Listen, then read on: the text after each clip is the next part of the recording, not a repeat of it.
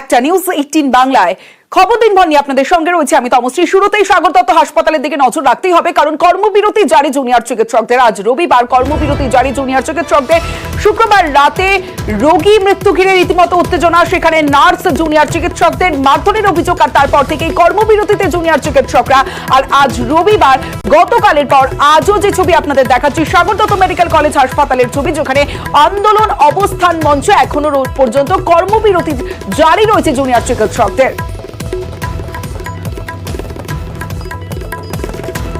সাগর দত্ত হাসপাতালে কর্মবিরতি জারি জুনিয়র চিকিৎসকদের। গতকালের পর আজও জারি কর্মবিরতি সাগর দত্ত মেডিকেল কলেজ হাসপাতাল, যেখানে রোগী মৃত্যু ঘিরে রীতিমতো উত্তেজনা। এবং তারপরেই এই ঘটনা এখনো পর্যন্ত 4 জনকে গ্রেফতার করেছে পুলিশ। তারপরেও একাধিক তারা দাবি ছিল, সেই দাবি মেনেও নিয়েছে হাসপাতাল কর্তৃপক্ষ। তারপরেও কর্মবিরতি জারি রয়েছে। সরাসরি চলে যাব, আমার সঙ্গে আবার প্রতিনিধি সান্নিক রয়েছে, সান্নিকের সঙ্গে কথা বলবো।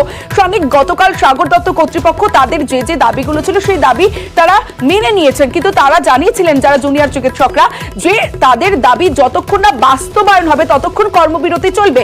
আজ রবিবার ছুটির দিন, তবুও কর্মবিরতি জারি রয়েছে। কি বলছেন জুনিয়র চিকিৎসকরা?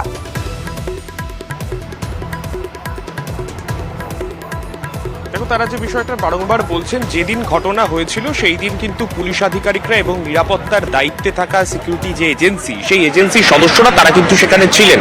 তাদের সামনে যখন এই ঘটনা ঘটেছে তারপরে তারা স্বাভাবিকভাবেই প্রশ্ন তুলছেন এই হাসপাতালের নিরাপত্তার গোটা বিষয়টা নিয়ে।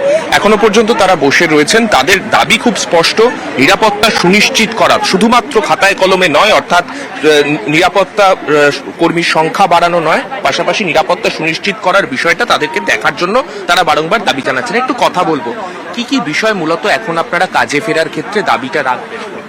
আমাদের দাবি এখন যেটা একদম প্রধান দাবি, সেটা হচ্ছে কর্মক্ষেত্র নিরাপত্তা, সুনিরাপত্তা, ঠিক আছে, এবং সক্রিয় নিরাপত্তা। যেন কোনো রকম পুলিশ যেন কখনো নীরব দর্শকের ভূমিকা না পালন করে, কোনো একটা ক্যাওয়াজ তৈরি হলে হাত গুটিয়ে যেন দাঁড়িয়ে না থাকেন যে হ্যাঁ আছি, যে স্থলে আমি প্রেজেন্ট আছি, কিন্তু সে তার কাজটা করছে না, সেটা যেন না হয়। তারা যেন সক্রিয়ভাবে নিজেদের কাজটা অন্তত করে। যারা অন ডিউটি, যারা স্টাফরা ডিউটি করছে, তাদেরকে নিরাপত্তা দেওয়াটা, তো এই হসপিটালে পুলিশটা পোস্টিং হলো কেন? তাদের নিরাপত্তা দেওয়ার জন্য। সেই কাজটা যেন তারা ঠিকঠাক করে, এটাই হচ্ছে মেন দাবি। তার সাথে তো আরও রয়েছে যে আমাদের প্রপার চেঞ্জিং রুম নেই, চেঞ্জিং রুমে ডোরগুলো, লকগুলো ঠিকঠাক নেই। এইগুলো তো অ্যাসোসিয়েটেড অনেক দাবি রয়েছে, কিন্তু তার সাথে এর আগেও আমরা যেগুলো দেখেছিলাম আরজি করের ইস্যুর সময় যে দাবিগুলো উঠেছিল, সেই দাবিগুলো পাশাপাশি থাকলেও নিরাপত্তার দাবি, যে নিরাপত্তার দাবি তারা বারংবার তুলেছেন, সেই নিরাপত্তা শুধুমাত্র খাতায় কলমে নয়, পাশাপাশি একেবারে যাতে সক্রিয়ভাবে প্রত্যেকে নিরাপত্তা তাদের সুনিশ্চিত করেন, সেই দাবি কিন্তু তারা এখন জানাচ্ছেন। নমস্কার। বেশ সান্নিক।